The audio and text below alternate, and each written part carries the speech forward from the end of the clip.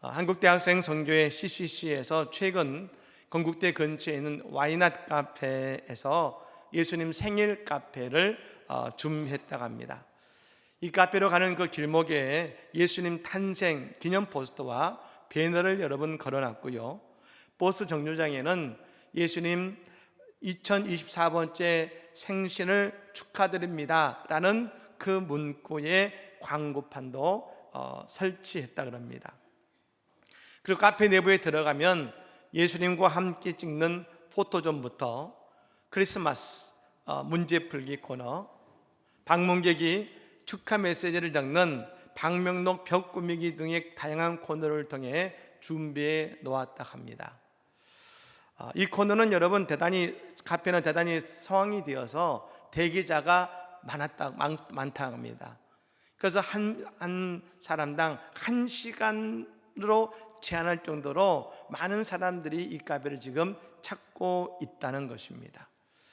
이 카페를 준비한 우리 홍다은 순장은 이런 얘기를 했다는 것이죠.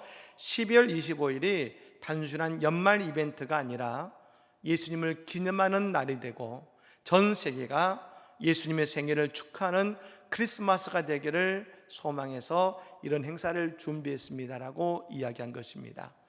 역시 좀 젊은 세대는 다른 것 같습니다. 이번에 여러분 저희 교회도 청년들도요, 지난 주일에 했던 성탄 발표회 때에 직접 뮤지컬을 만들었습니다. 대본을 만들고 노래를 만들고 만들어서 직접 뮤지컬을 만들어서 우리가 함께 볼 수 있었습니다. 새로운 시대에 맞게 예수님의 탄생을 축하하는 그 모습이 너무나도 은혜가 되었습니다. 사랑하는 여러분, 모든 성도는 크리스마스를 전해야 될 의무와 책임이 있습니다. 우리 모두 다 이와 같은 성탄의 기쁨을 나누고 전함을 통해서 기쁨 2배의 성탄의 아침을 경험하는 우리 모두가 되시기를 예수님으로 간절히 축복합니다. 성경은 예수님의 나심을 오심이라고 말합니다. 하나님께서는 하늘 보좌를 버리시고 이 땅에 오셨기 때문입니다. 또한 예수님의 이 땅에 오심을 되심이라고도 말합니다. 하나님이 친가 친히 인간이 되셔서 육체를 입으셨기 때문입니다. 세상의 종교는 모두 공통적으로 그들이 원하는 수준까지 사람들이 올라오라고 말합니다. 종교적인 성취를 위해서 노력해서 올라오라고 합니다. 하지만 기독교는 하나님께서 우리를 위해 친히 이 땅에 내려오셨다고 말합니다. 우리가 구약에 보면 율법이 나옵니다. 유대인들은 율법을 따라 행하면 하나님 나라에 이를 것이라고 생각했습니다. 하지만 율법은 우리의 영생을 이루는 것이 아님을 성경은 보여줍니다. 예수님 어느 날 한 청년에게 예수님께 찾아왔습니다. 그리고 예수님께 묻습니다. 내가 무슨 선한 일을 하여야 영생을 얻겠습니까? 그는 예수님께 말합니다. 저는 율법의 모든 것을 다 지켰지만 아직 무엇이 부족하다고 여겨집니다. 율법은 우리를 죄를 알게 할 뿐이지 우리에게 영생을 가져다 주는 것이 아닙니다. 그런데 우리가 죄임을 깨닫게 될 때에 우리는 오직 예수 그리스도와 함께 거해야 된다는 것을, 예수와 함께 있어야 된다는 것을 알게 되는 것입니다. 그래서 임마누엘 예수님과 함께 거하는 인생의 가치를 우리는 알게 되는 것입니다. 우리는 예수 그리스도를 통해서 구원받고 우리는 하나님 나라에 이르게 되는 것입니다. 여러분, 우리 모두에게 임마누엘의 축복이 임하기를 간절히 축복합니다. 그래서 여러분, 임마누엘의 축복을 아는 사람은 성탄의 아침에 누리는 기쁨이 클 수밖에 없는 것입니다. 이날 여러분, 우리의 인생이 얼마나 소중한 날인지 알 수 있습니다. 여러분, 이날 매우 크게 기뻐하는 이 날이 될 줄로 믿습니다. 동방박사 3사람이 아기 예수 나신 마기권을 찾아왔습니다. 근데 여러분, 이들은 마국간이 아니라 왕이신 예수 그리스도를 만나러 온 것입니다. 그리고 예수님을 만났습니다. 이 동방박사들은 지금은 이라크 지역인 페르시아에서부터 이 베들레헴까지 걸어왔다겠습니다. 이 거리가 대략 1500km입니다. 그렇게 해서 찾아간 곳이 어디입니까? 마국간이었습니다. 그렇게 해서 만난 아기가 말구유에 누워 있었습니다. 이미 이들은 저 헤롯의 왕궁을 다녀온 사람들입니다. 하지만 이들은 그 아기 예수를 만나게 되고 매우 크게 기뻐하고 기뻐했습니다. 저는 여러분, 이들이 기뻐하고 기뻐하는 이 모습을 보면서 이들의 인생의 변화를 보게 됩니다. 이 기쁨이 그들을 새로운 인생길로 이끄는 계기가 되었다는 것입니다. 사랑하는 여러분, 우리에게 예수 믿고 얻는 기쁨이 있으십니까? 여러분, 기쁨이 있으십니까? 근데 아침에 얼굴이 좀 심각해 보입니다. 기뻐해야 되는데 이렇게 심각하십니까? 예. 그는 우리 자녀들의 인생이 바뀌기를 원합니다. 근데 여러분, 그 변화는 오늘 부모님들이 동방박사들처럼 예수님 때문에 매우 크게 기뻐하고 기뻐할 때에 자녀들은 그 부모의 얼굴을 통해 그들의 인생 속에 예수를 만나기 시작하고 그들의 자녀들의 인생은 변한다는 것입니다. 여러분, 오늘 동방박사들은 새로운 인생길로 나아갔습니다. 그럼 도대체 그것이 가능했던 이유가 무엇일까? 두 가지로 잠깐 설명을 하고 싶습니다. 첫 번째는 여러분 10절 말씀 한번 읽어보겠습니다. 10절의 말씀입니다. 그들이 별을 보고 매우 크게 기뻐하고 기뻐하더라. 아멘.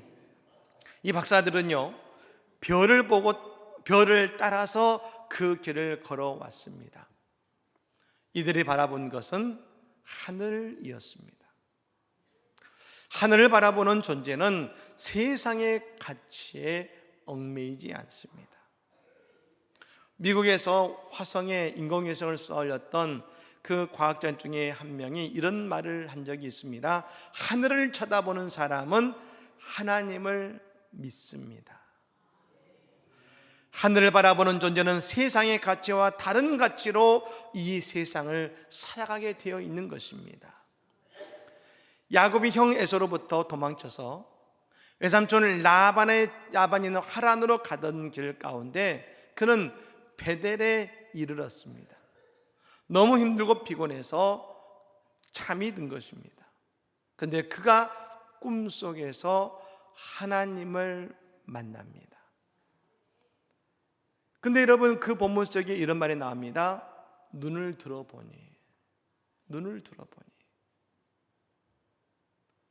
그때 야곱의 시야가 달라집니다. 야곱이 눈을 들어 하늘 보좌를 보게 됩니다. 야곱은 그때까지 땅을 보면서 어떻게든지 살려고 도망쳤습니다. 하지만 그가 베델에 이르러서 그의 시야가 바뀝니다. 하늘 보좌를 보는 자가 됩니다. 야곱의 인생은 그때부터 하늘을 바라보는 자로서 다른 인생을 살아가기 시작했습니다. 그의 영 에서를 바라보며 두려는 자가 아니라 하나님을 바라보는 자가 된 것입니다. 저 출애굽한 이스라엘 백성들이요, 그들이 출애굽한 이후에 처음 바라보게 된 것은 바로 구름 기둥과 불 기둥이었습니다. 이 두 기둥은 하늘에 있었습니다. 하나님께서 노예로 살아가던 이들에게 바꾸신 것은 눈을 들어서 하늘을 보게 하시는 것이었습니다. 그들이 하늘을 바라보게 될 때에 광야에서의 고난의 시간은 은혜의 시간이 될 수 있었고, 하늘을 바라보기 시작할 때에 그들은 노예의 삶에서 자유인의 삶으로, 아니 하나님의 백성의 삶을 살아갈 수 있게 된 것입니다. 그렇습니다. 동방박사가 예수의 별을 바라보기 시작하면서 그들의 인생은 달라지기 시작했습니다. 그리고 저 예수를 만날 수가 있었다는 것입니다. 오늘 우리도 눈을 들어 하늘을 바라보시기를 바랍니다. 오늘 내 인생길에 고난과 아픔과 힘을 바라보면 내 인생에 도저히 길이 보이지 않습니다. 하지만 여러분, 세상 길 다 막혀 있는 것 같지만 하늘길은 열려 있다는 것입니다. 오직 우리는 하늘길이 있다는 것을 알아야 되는 것입니다. 사랑하는 여러분, 오늘도 눈을 들어 하늘을 바라보며 하나님을 바라보게 될 때에 우리의 인생은 새로운 인생의 길로 나아가게 될 줄로 믿습니다. 또 한 가지, 그들은 예수를 경배했을 때 예수를 경배하는 자의 인생은 바뀐다는 것입니다. 오늘 본문 11절 말씀을 같이 읽겠습니다. 집에 들어가 아기와 그의 어머니 마리아가 함께 있는 것을 보고 엎드려 아기께 경배하고 보배압을 열어 황금과 유향과 몰약을 예물로 드리니라. 아멘. 경배는 예배를 뜻합니다. 그런데 경배를 드릴 때 드린 예물이 있었습니다. 황금과 유향과 몰약입니다. 이 안에는 의미가 담겨져 있었습니다. 황금은 뭡니까? 예수님께서 왕이시라는 고백입니다. 유향을 바쳤습니다. 유향은 제사를 드릴 때 쓰이던 재료였기 때문에 제사장에게 바칠 때 유향을 바쳤습니다. 그러니 여러분, 이들은 예수님은 우리의 제사장이시라는 고백이 그 안에 들어 있습니다. 마지막으로 몰약은 뭡니까? 예전에는 시체에 바르던 것이 몰약이었습니다. 3000년 전 이집트의 미라에는요, 그 몸에 몰약을 바르고 그리고 그 위에 천을 입혔습니다. 즉 몰약은 예수님의 십자가와 부활을 의미하는 것입니다. 동방박사들은 예수님을 경배했습니다. 이 경배는 저 말구의 예수님을 최고로 여기며 경배한 것입니다. 그렇습니다. 오늘 우리도 예배합니다. 하지만 왜 우리는 예배를 통해 나의 일생이 잘 바뀌지 않는 것일까요? 그것은 나의 최선을 하나님께 드리지 않고 오히려 마치 때우듯이 내가 예배를 드리고 있기 때문은 아닐까요? 내가 최고의 곳으로 예수님께 예배할 수 있는 것은 예배를 향한, 예수 그리스도를 향한 기대가 있기 때문에 우리가 최선의 예배를 드릴 수 있는 것입니다. 최선의 예배를 드릴 수 있다는 것은 나의 기대가 아니라 저 아기 예수를 만나는 기대, 하나님께서 나에게 어떻게 말씀하실지를 가는 그 기대가 있게 되는 것입니다. 근데 여러분, 우리가 예배를 향한 기대가 사라지면 우리에게 나타나는 모습이 있습니다. 내 편리와 내 편의를 먼저 생각합니다. 내가 어떻게 최선의 예배를 하나님께 드릴까? 어떻게 내가 최고의 것을 하나님께 드릴까가 아니라 내가 어떻게 편리하게 어떤 편의를 가지고 예배 드릴까를 먼저 생각하게 되더라는 것입니다. 여러분, 한번 생각해 보십시오. 1500km를 그 예수를 만나기 위해 걸어와서 경배할 때 그때 주셨던 은혜예요. 그 예수님을 경배할 때 그들이 그냥 그 왕을 만났습니다 하고 돌아가실까요? 아니요. 하나님이 그 동방박사들이 주셨던 하나님의 특별한 은혜가 있었을 것입니다.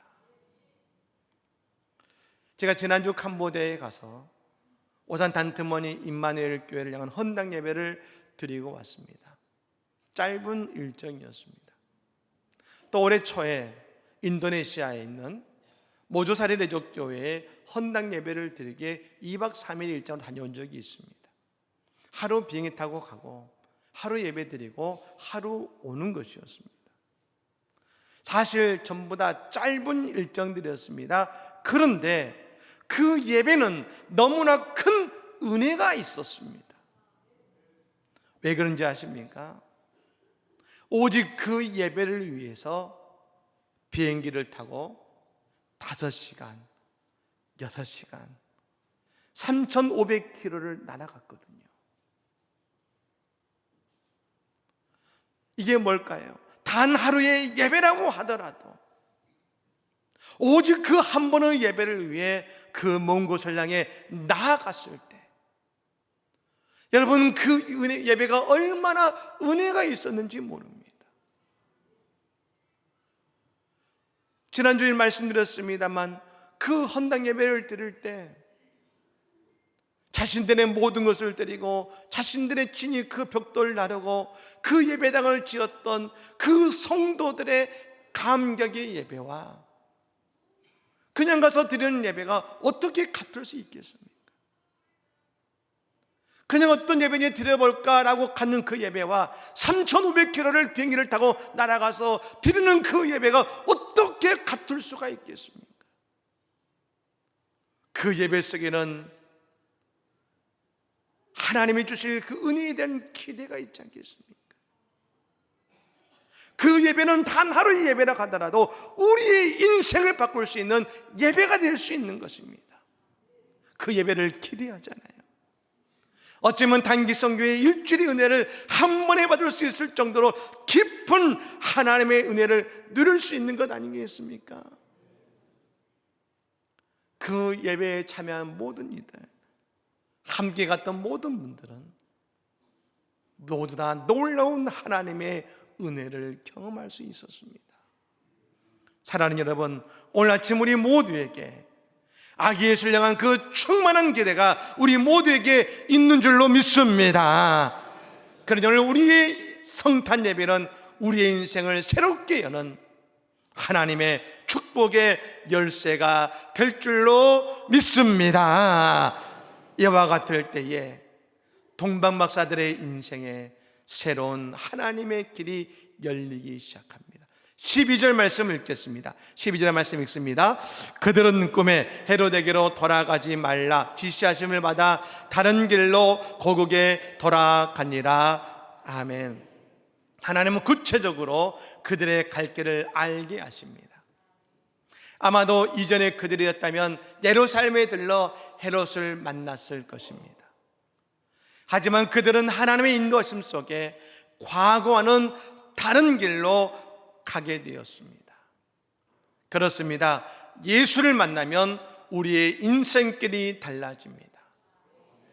동방박사들은 옛날 같으면 헤롯의 궁전으로 돈을 쫓고 명예를 쫓았겠지만 예수를 만나면서 나의 가는 길을 주님이 인도하시니 세상과 다른 은혜의 길로 나아가게 되었다는 것입니다. 특별히 오늘 우리 세례받은 우리 모든 성도들, 전신을 받은 믿음의 성도들의 그 인생의 길이 이전과는 다른 새로운 길이 될 줄로 믿습니다. 전 이 구절이 참 의미가 있었습니다. 한번 따라해 볼까요? 그들은 꿈에 한 사람만 그런 꿈을 꾼 게 아닙니다. 모두 다 그 꿈을 꾸었습니다. 이 말씀은 이렇게 해석되었습니다. 동일한 은혜예요. 오순절 마가의 다락방에 있는 120분도 모두가 다 동일하게 그 머리에 불의와 같은 성령이 임했던 것처럼 로마의 백부장 고넬료의 집에 있던 모든 이들에게 동일한 성령이 임하신 것처럼 말입니다. 예수를 만나게 된 그 인생은 모두 다 누구나 하나님께서 그 길을 새로운 인생길로 인도하신다는 것입니다. 오늘 우리는 이 다른 길의 인생길의 주인공이 되기를 원합니다. 시편 30편 5절 6절 말씀에 이렇게 말씀합니다. 내 길을 여호와께 맡기라. 그를 의지하면 그가 이루시고 내 의를 빛같이 나타내시며 내 공의를 정오의 빛같이 하시리로다. 아멘. 여러분, 오늘 이 예배의 자리는 예수 앞으로 나온 동방 목사와 같은 우리들의 모습입니다. 그러므로 이제 우리의 인생은 새로워지고 달라지는 인생길로 나아가게 될 줄로 믿습니다. 꿈에 지시하심 받는 인생들이 될 줄로 믿습니다. 그래서 우리 모두 다 이런 축복과 영광의 인생길로 나아가는 우리 모두가 되시는 믿음의 복된 성도들의 새로운 길의 인생들 되시기를 우리 주 예수 이름으로 간절히 축복합니다. 아멘. 찬양하겠습니다.